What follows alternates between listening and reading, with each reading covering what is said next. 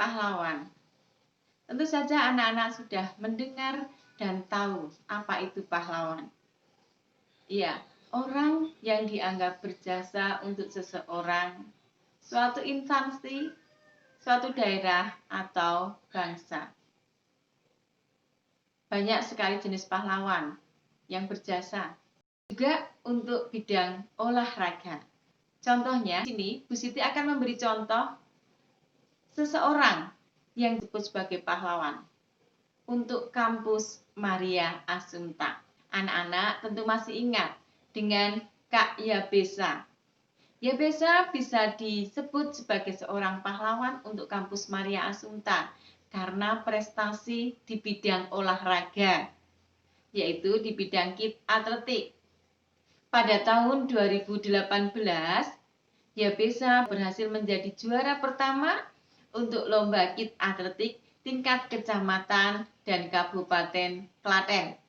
Demikian juga di tahun 2019, Yabesa berhasil menjuarai Popda tingkat kabupaten dan kecamatan, masing-masing juara 1.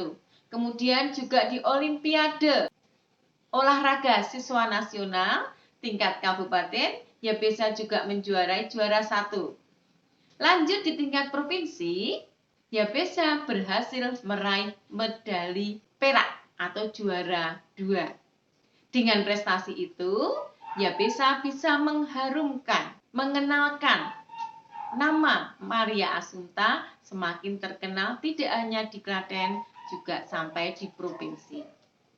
Itu mengapa alasan Yabesa bisa disebut atau sebagai pahlawan di kampus Maria Assunta di bidang olahraga.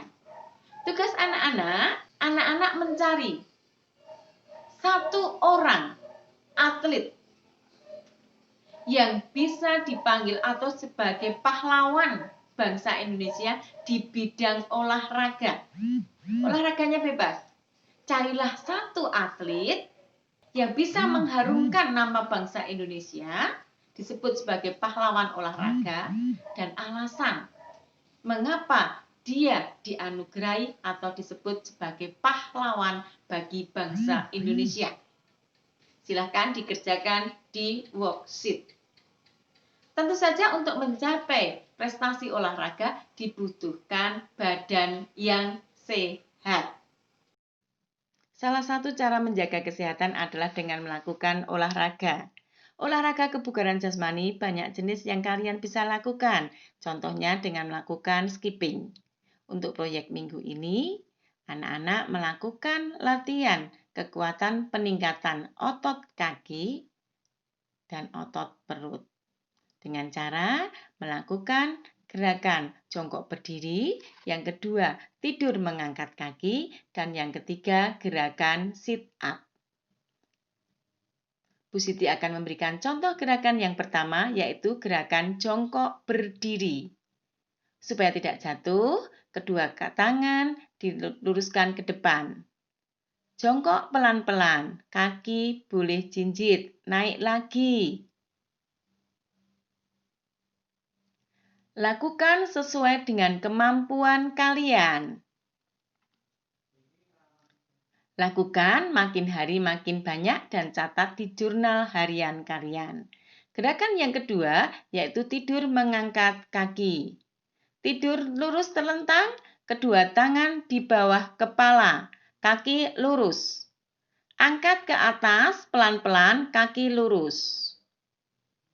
Turun, tidak boleh menyentuh lantai atau masih terangkat. Lakukan sesuai kemampuan kalian, makin hari makin banyak jumlah latihannya.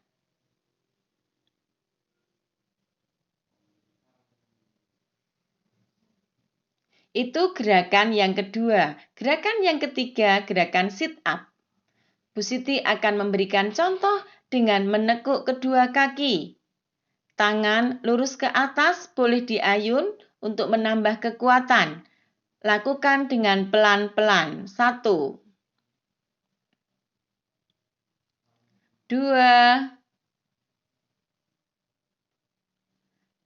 3, Pada saat badan turun, lakukan dengan pelan-pelan supaya tidak sakit.